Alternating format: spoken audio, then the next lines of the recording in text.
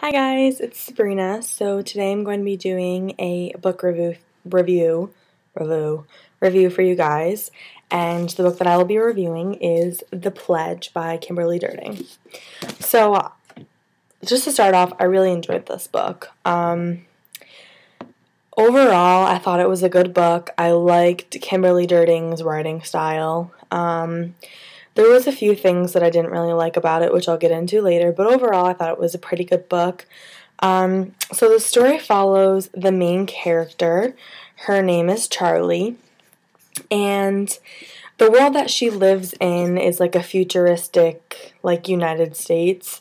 And they don't come out and say that it's the United States, but they do talk about how some children are named after cities that once were, like, in the nation. And, for example, the main character, Charlie, one of her best friends, her name is Brooklyn.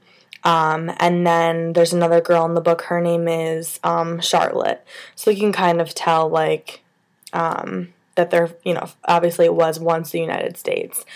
And it also says that this country was once ruled by, like, a monarchy, which has, like, kings and queens. It was once ruled by a monarch, and then they were overthrown by the people, and they, elected presidents, and then, years and years down the road, it didn't work out having a president, and the president was, like, overthrown, and then they brought, like, monarchs back to rule this nation.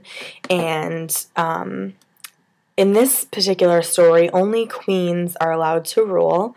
Even if they do have male heirs, they're not allowed to take the throne, because only female heirs have powers, and they're all different. Each one is born with a different power, and, none of them are the same, and they're not like, anything like, oh, I can manipulate fire. It's not like anything like scientific or anything like that. It's just kind of like, for example, the queen in this story, she can survive hundreds and hundreds of years by removing her essence, which is kind of like her soul, and it has her own mind, her own memories, her own thoughts, that kind of stuff. She can remove her essence from one body to the next. So when one body fails her, it gets old and frail, she can transfer her essence into a newer, younger body to where she can continue to rule in that body.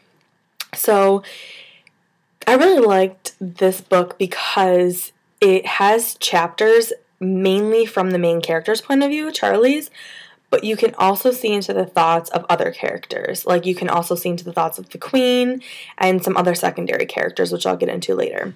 So the basic plot of this is Charlie's our main character, and she lives in this nation that is separated in caste systems. And each caste system has their own language. There's the council, then there's vendors, then there's, like, the servants, and then there's outcasts. Outcasts, you can either be born into the outcast class, and then you're therefore stuck there, or you can be in any of the other castes, but you either committed a crime or you were cast out for some reason, and then you're considered an outcast. The servants are, the people who obviously are the servants. And then there's vendors, who are like the typical middle class. They run, like, restaurants and shops and stuff in, like, the main part of the city. And then there's the council members, who are, like, lawyers and doctors and, more prestigious in the society. The main character in her story takes place in the capital, which is where the queen lives. And like I said, it is the United States, so it's a whole nation, but this story takes place particular in the capital of where the queen is. So to talk about the main character, Charlie, I liked her. I could get attached to her. I wasn't as invested in her as a character as I would have liked to have been, but I still took interest in what she did and, cared about what happened to her, and she was a relatable character. Some of the secondary characters, you get to meet two of her best friends. One, his name is Aaron, or Aaron, however you want to pronounce it.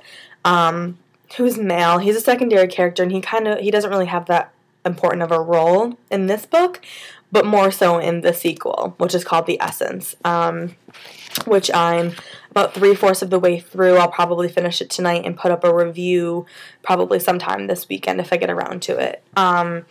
And then her other best friend is a girl named Brooklyn, and she really has a bigger role in this book as well as a larger one in the second book.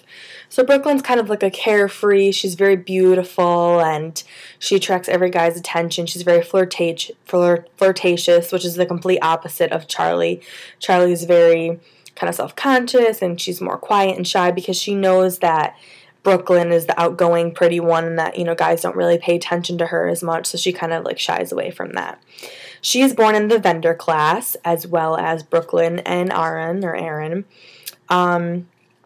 So with each caste system, they all have their own language, and you're only allowed to know the language of your caste. And then there's a general language for the whole nation that everyone knows. And also, when you're talking in your language of your caste, if there's anyone lower than you of the caste that's there, they cannot make eye contact with you to, listen in. But the funny, unique thing about Charlie is that she understands all of the languages of all of the different caste systems, without her, even having to practice or study it. She just automatically knows what everyone's saying, and she has to keep that a secret because she could be sent to the gallows, and her family could be punished. Her family runs a restaurant in the capital, and the schools are segregated by castes as well. I believe the servants are not allowed to go to school, just the vendors and the council members, I'm pretty sure. So the vendors don't have, as nice of schools as the council member children do, and everything's just very separate. So it's very segregated, and it kind of, although it's a futuristic society, it's kind of gone backwards in, civil rights and that kind of stuff. I really liked the world that Kimberly Derting wrote.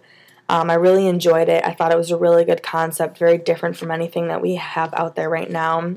I also liked two other characters. One of them, his name is Xander. He is leading the revolution. He wants to change and revolt against the queen. And then you meet Max, who is Charlie's love interest, and he is in the military serving for the queen. And you find out some more information about both of those characters, and I really enjoyed them as characters. I think that they added a lot more to the story. They were probably one of my favorite some of my favorite characters in the story. I actually really enjoyed Charlie's little sister, Angelina. She's only 4, and she doesn't actually even talk in the book, but it's just her personality and just her innocence that's so lovable and enjoyable. This book had a lot of plot twists, a lot of mystery and questions that were left. As you're reading, you just wanted to find out the answers, and eventually your questions are answered in this book. And they also at the end of the book leave you with some extra little cliffhangers. So it's really nice because the chapters, well, first of all, the book is split into 2 parts. It's part 1, and then there's a part 2 later on. And like I said, I really enjoy, I'm trying to find an example, how the chapters are split. So for example, this is the 3rd chapter, and if it's in a Roman numeral, then it's through Charlie's perspective. But if it's in someone else's perspective, then it's listed, like this one says, the queen. So that chapter would be in the queen's perspective. And it's not so much it's like you kind of hear their thoughts. That's pretty much what it is, and some of their inside conversations. So overall, I would recommend this book, guys. I'm on the second one, and I really, really am enjoying the second one. The third one does come out. It's untitled as of right now, but it comes out in 2014. But I would really recommend reading this book. I give it a 4 out of 5 stars. I really did enjoy it. If you guys have read it, please leave your comments down below. I tried not to go too much in depth with this because I didn't want to spoil it. I know a lot of my subscribers requested a review on it, and they wanted to read it, and were waiting for my opinion, so I didn't want to ruin anything. But if you guys have read it, you can leave comments down below and let me know what you thought of it. And if you want to talk more about it, you guys can personal message me. I just don't want to spoil anybody with what happens. So yeah, if you guys have read The Pledge, look for the review that I'll be posting soon on the second book called The Essence. And stay tuned for a book haul that I will be doing for you guys shortly. All right, I'll see you guys later. Bye.